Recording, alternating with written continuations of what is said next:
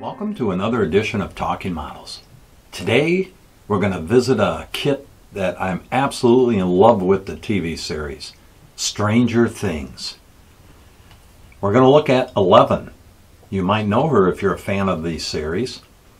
The little girl with the supernatural powers, hanging out with her friends, saving the world, and sending monsters back to another dimension one at a time. If you haven't seen this series, do yourself a favor. Check it out on Netflix. 3 seasons ready for you to binge. Available now. There's my Netflix commercial. So today we're going to take a look at this beautiful piece of 11. As you can see, we'll take a look at it. You see that she's in her famous pose where she's warding off the monsters, sending them flinging across the room with her right hand high, left one by her side. On a simple base with 3 of her favorite food there, Eggos. She has her jacket on, like you've seen in the series. She has her famous dress and her socks with the little yellow and green lines on them. The face has that mysterious look where she's intent on, focused on her target. All in all, this is really, truly a beautiful kit. So let's take a look at today what I did to bring 11 to life. I primed it with the Badger Stylorez Gray Primer, and that's where the fun began. So once it was primered, I started with the base. I shot it with I actually painted this one with black, just an acrylic black, and then started building up my colors. First up, for the base, I used Rotten Tooth Tan. I covered the base completely with that, and once I had that over the black, I began adding the shadows in. First up was Yellow Tan. I used that first, and I sprayed that over the whole piece. Gave it a nice coating. Not too thick. You want to leave some of the other color so you can see it. After that, I shot it with some Poisonous Plague Yellow. I shot that over the next coat over it to give it just some different shades of browns for the ground.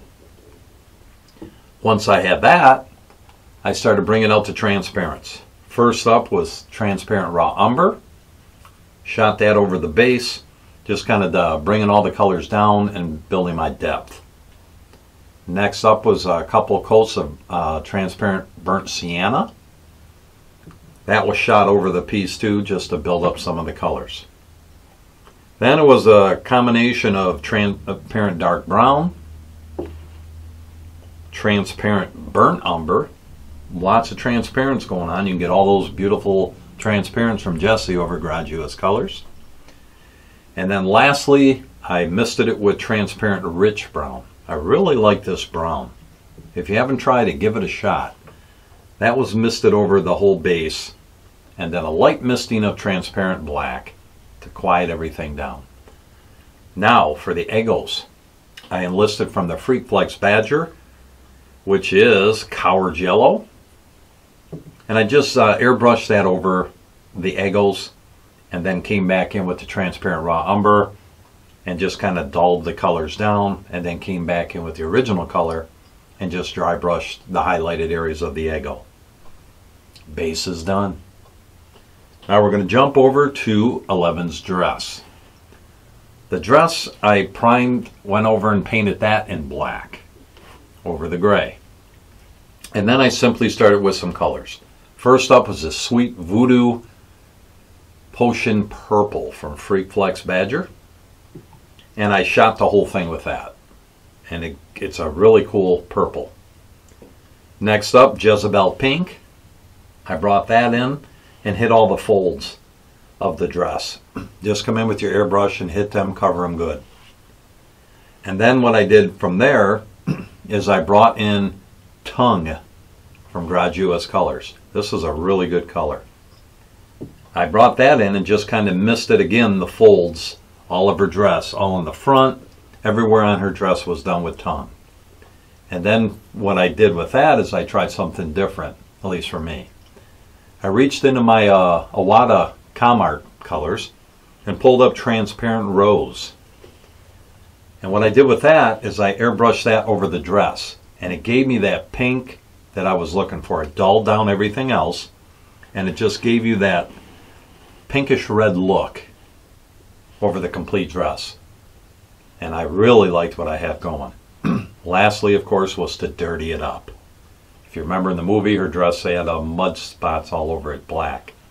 So again, enlisting my transparent black from Iwata, I just started hitting the back of the dress, front of the dress, the top areas, just to dirty it up, selected areas, mainly along the bottom of her dress, and then heavy up in the front top area by the collar. Once I had that done, I had to dress the collar. If you remember in the TV series, it was white. So I enlisted a couple different whites, both from Garage Kits, was bone white and ivory white. I misted it first with bone white, and then I came in with the ivory white and hit my highlights. And that's a couple nice different colors of the white going on there. And of course, as always, you use transparent Payne's Gray, which is the perfect color for shadowing white, and I just come in and kind of deepen some of the shadows to give it that finished look. And her dress was done. Now, for her shoes and socks, same whites. Base coat it with the ivory white this time, and then I came in with the bone white and hit all the highlighted areas. So I just kind of kept going first with the base color, same on the socks, and then I would come back in with the bone white and hit all the highlights. Then it was a matter of dirtying up her shoes and her socks, and again transparent Payne's Gray was used, and just come in and just dirty her shoes, and I hit a little heavier around the base of her socks just to give it that dirty look like she's been through it, because she has been. Now for the stripes at the top of her socks here by her legs, I listed a couple different colors. Badger Freak Flex was the oozing acid yellow, and the green here, which is, if I had my glasses I could read it, which is like a gang green. And what I did with that is I first started with the green, did a light line on the top, and then what I did is I came in with the yellow, put a little thicker area, took the green again, came back down and hit my second line. And you want to go all the way around her sock, just kind of match it up with a fine brush, go all the way around, and then her socks were done. Now, onto her jacket. Her jacket, I used a few different colors here for that. Her jacket was base coated with arterial blue, which is from the Badger Freak Flex line. Just covered her complete jacket over the black. That way you can build up the colors and it leaves a nice depth. So there was a black base coat. Then I came in with Asphyxia Blue and just started punching the highlights of her coat. All the folds around her collar, her pockets, everywhere under jacket was hit with that Asphyxia Blue. I then pulled out their After Midnight Blue and started punching that in the right in the folds, everywhere on the folds again. Hit it, hit it, hit it. And just kind of got it, deepening it up. And then what I did is I came in with Body Bag Black, because I wanted to punch those shadows in a little bit harder. So I hit all the shadow areas of her coat with the Body Bag Black. Now when you do that, you want to do it in the shadows and feather it up to the folds. And once you get that nice transition, it's time to come back with the Asphyxia Blue, and you hit all the highlighted areas, the tops of the folds, top of the collar, pockets. Everywhere there's a fold in this piece, you want to hit it with that blue, that Asphyxia Blue, your highlight color. And then of course when that was done, it was just a misting of transparent black to tie everything together. Her watch was simply done with Body Bag Black and a light dry brushing of silver on the buttons on her watch, and the silver was also dry brushed on the silver with the all the zipper areas of the jacket, and the buttons was done with that silver, real fine brush, light dry brushing, call it done. So now that takes us to her skin. Her skin, I enlisted Badger Freak Flex Rose Flesh. Shot the whole skin area on the hands, the face, the legs, base coated it. Now it was time to bring out the Reaper Master Series colors. I started with the Highlight Tan Flesh, and I begun just simply hitting all the top areas of her skin, cheeks, forehead, ears, tops of the hands, and the legs, leaving a hint of your rose flesh. Then what I did is I came in with the next phase from that series, which is the Tan Shadow. With that though, I thinned down with some water and just misted it over the whole piece, just to kind of bring it down like a fleshy. You still had the bright, you still had the rose flesh, so you got like 3 layers of flesh going into the skin. Then what I did, it was just a matter of coming in with pastels. It was like a burnt sienna, some browns, some reds, and just started simply the cheap man's airbrush, working those pastels in around the hairline, along all the folds in her face, the folds in her fingers, folds on the top of the hands, the back of the leg around the knee area. Just work those pastels in and get nice coverage with them. And then of course you can come back in with the Highlight Flesh and just hit the tops of the nose, the forehead, the cheeks, the ears, every little highlight area, kind of punch that back up. Then what I did is I came in with transparent Mars Red, and I shot that below her eye, cheek area, folds of her hand, a little bit around the top of the legs, bottom, and the area of the knee, and just kind of work that in. And it just gives you that nice little blush look for a female on the skin tone there. And then of course it was just misting back and forth with that, going in with your pastels, getting into how you wanted it. Now, for her eyes, I chose to use a couple different ones.